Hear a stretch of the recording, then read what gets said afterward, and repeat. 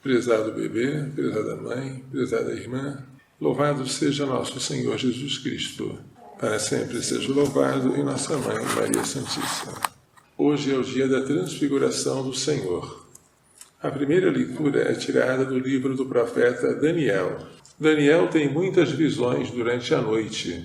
Ele vê vários monstros saindo do mar, que representam vários reinos, vários impérios. Por fim, ele vê um monstro que é Antíoco Epífanes, um rei que persegue os judeus.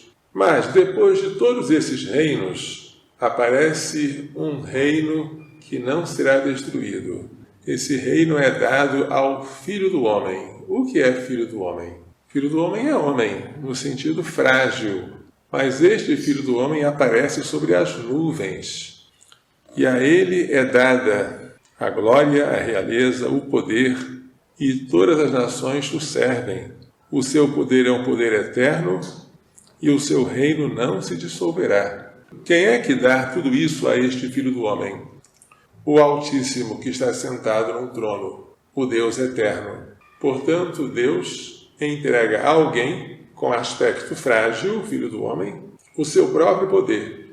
Assim como nós adoramos a Deus, deveremos adorar também esta segunda pessoa. Esta segunda pessoa em Deus é Deus de Deus, é luz de luz, é Deus verdadeiro de Deus verdadeiro, gerado, não criado, é o Filho.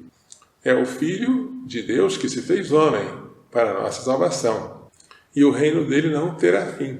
A segunda leitura é tirada da segunda carta de São Pedro. Pedro conta como ele viu lá no Monte Tabor a transfiguração do Senhor. Jesus recebeu honra e glória da parte de Deus Pai, quando, no seio da esplêndida glória, fez-se ouvir a voz que dizia: "Este é o meu Filho amado, no qual ponho o meu bem-querer." São Pedro foi testemunha ocular e auditiva de tudo o que aconteceu lá no monte.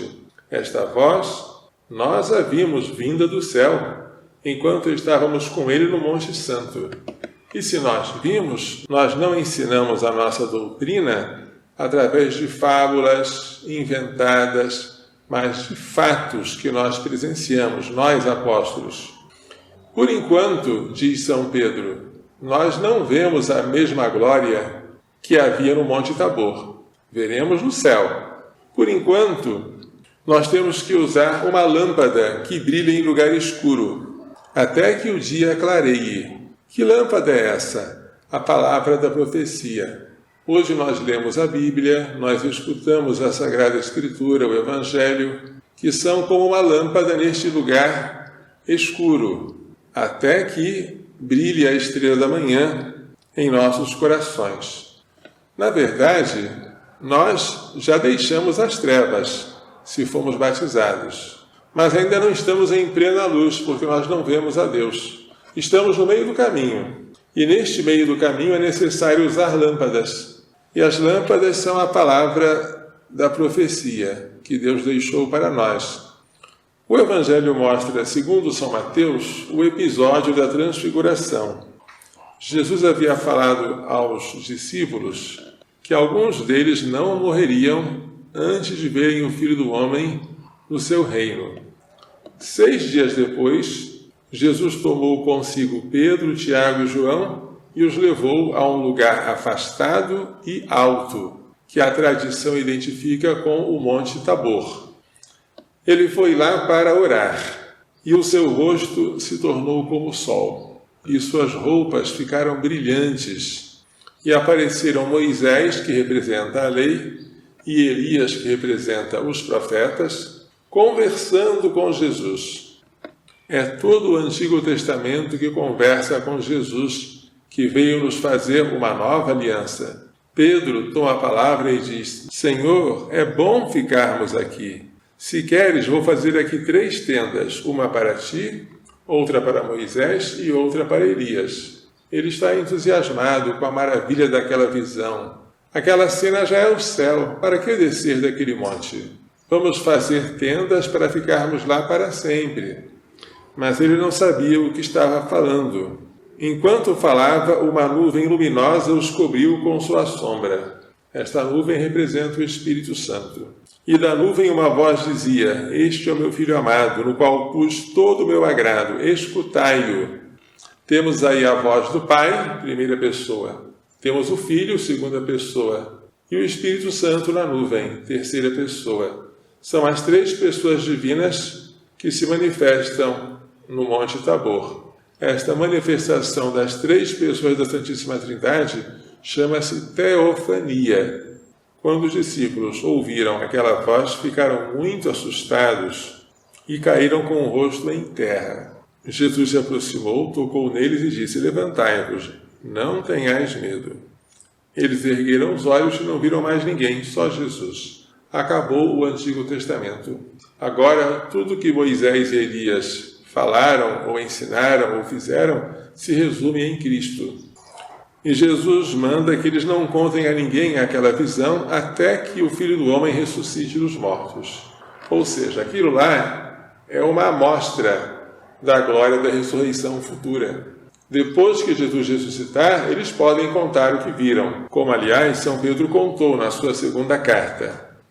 Mas antes disso eles não devem contar, porque poderia causar confusão nos ouvintes.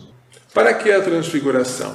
Para que os discípulos, que deveriam algum dia presenciar Jesus desfigurado na cruz, de modo que não parecia sequer um homem, quanto a mim eu sou um verme e não um homem, riem de mim aqueles que me olham, sacodem a cabeça, para que os apóstolos, que um dia iriam ver Jesus desfigurado, naquele momento pensassem: nós já o vimos transfigurado, nós tivemos uma amostra da glória dele. Se ele está assim desfigurado, isso não impede que daqui a pouco ele entre na sua glória. A transfiguração serviu para dar força aos apóstolos, para que eles presenciassem a cruz de Jesus. A transfiguração é um testemunho que o Pai dá do Filho. Este é o meu Filho amado, em quem eu me comprazo, escutai-o. O Pai manda que nós escutemos o Filho. E o Filho, o que manda fazermos? Renunciarmos a nós mesmos, tomarmos a nossa cruz e segui-lo.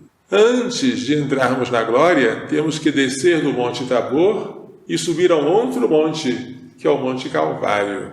Aí sim, depois de participarmos do sofrimento, da morte de Cristo, poderemos participar com ele da sua ressurreição. E entender que a glória passa pela cruz foi uma das coisas mais difíceis para São Pedro e os outros apóstolos. Nós devemos aprender isso, senão não sabemos nada do cristianismo. Vamos pedir a Maria Santíssima, que hoje está na glória, com seu castíssimo esposo São José, que nos faça entender e pôr em prática as lições desta liturgia. Louvado seja nosso Senhor Jesus Cristo. Para sempre seja louvado, e nossa Mãe Maria Santíssima.